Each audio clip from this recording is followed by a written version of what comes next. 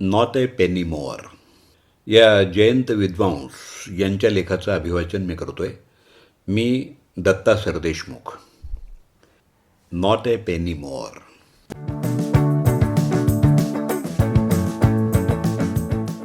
Padmashri Helen Richardson Khan हिनं वयाची 87 वर्ष पूर्ण केली.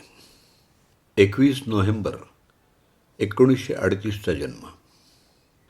1951च्या आवारामध्ये ती मागच्या लॉटमधली नर्तिका होती. 2012च्या हिरोईनमध्ये ती शेवटची पडद्यावर आली. त्यालाही आता 13 वर्षे झाली आहेत. अंकगणितानुसार ती 61 वर्ष पडद्यावर कार्यरत होती. एवढं सातत्य हे खायचं काम नाही. गाणं जसं गळ्यात घेऊनच जन्माला यावं लागतं तसा रिदम मुळातच अंगात हवा.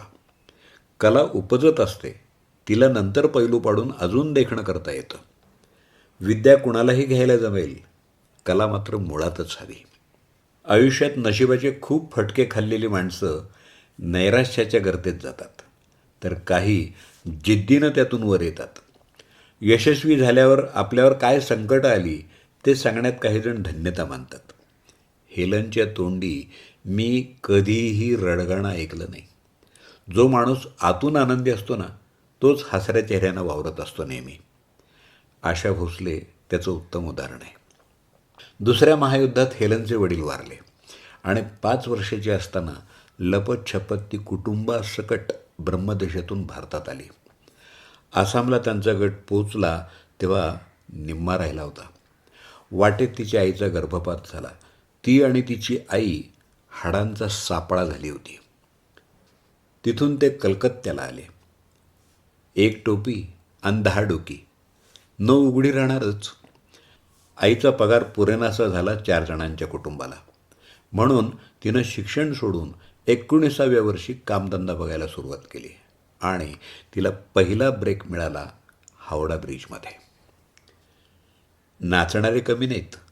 प्रभुदेवानं कितीही अंग हलवू देत, गोविंदाचा उपजत रिदम त्याला नाही. हेलन तशीच होती. अंगात नाच घेऊनच ती जन्माला आली.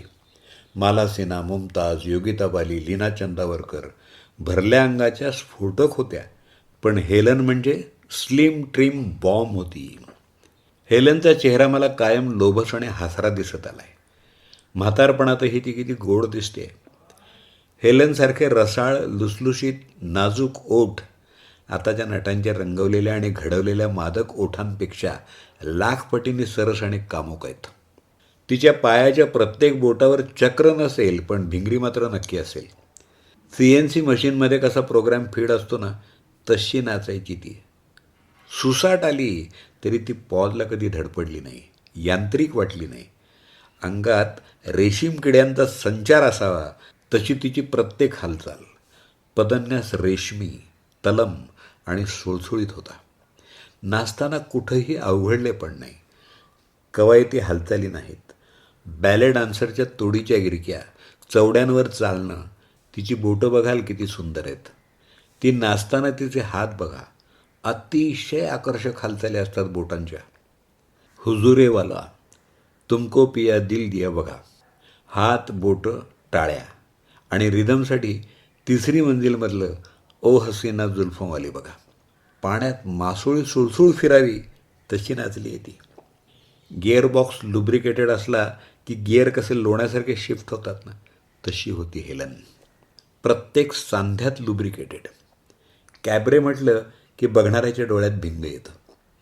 हेलनला बघताना कॅबरे आहे हे लक्षात येत नाही. ती कधीही चीप, व्हल्गर, बिभत्स वाटली नाही.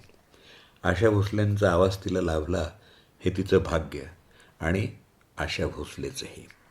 हेलनच्या सुसंस्कृत थिरकण्यामुळं आशाची गाणी थिल्लर झाली नाहीत. भेटीचा योग जर आला तर मी हेलनच्या पाया पडेन हे नक्की. वयाचं ज्येष्ठत्व हा भाग निराळा, पण शब्दशः तिच्या पायांसाठी पाया पडेन. इतकं आकर्षक, तालबद्ध, सुसंस्कृत नाचणं मी तिच्याशिवाय कोणाचंही पाहिलं नाही. म्हणून कुठलीही नटी नाचताना दिसली की मी तिच्या हातापायांच्या बोटांच्या हालचाली बघतो. कधी ये मेरा दिल बघाल परत, करीना आहे स्लिम ट्रिम, पण हेलनला तोड नाहीच.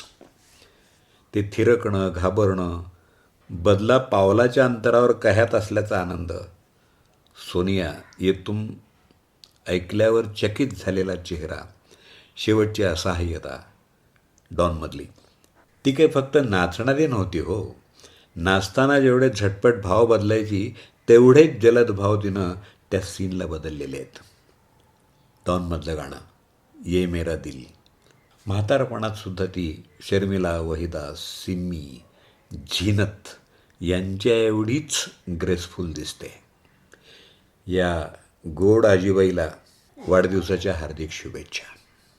कुठलेही दीक्षित दिवेकर तिच्या काळी नव्हते, पण कमनीय बांधा म्हणजे काय ते बघायचं असेल तर हेलन बघाच. तिच्या अंगावर काय, नाचण्यात काय, उगाच अतिरिक्त काही नाही. भारतात आली तेव्हा ती पेनीलेस आणि पेनफुल होती. आजही तिनं तेच कायम ठेवलं आहे.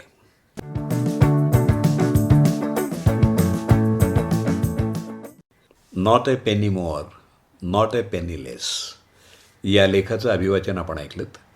लेखक जयंत विद्वांस.